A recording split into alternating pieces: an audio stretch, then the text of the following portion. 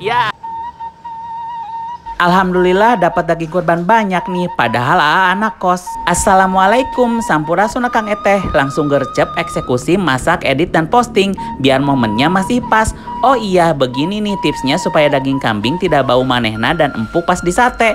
Rahasianya dibungkus pakai daun pepaya selama 2 jam. Selanjutnya haluskan bumbu marinasi untuk daging kambing menggunakan food chopper CH200 dari Mito Chiba.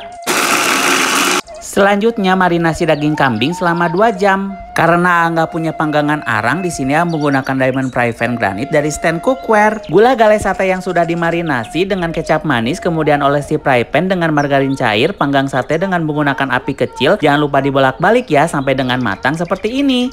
Tenang, jangan panik, Stand Cookware anti lengket, bersihinnya pakai sendok kayu ya. Ini termasuk sate marangi bukan ya? Ngiler nggak tuh? Lihat matang sempurna dan selembut itu, wilujeng nyobian.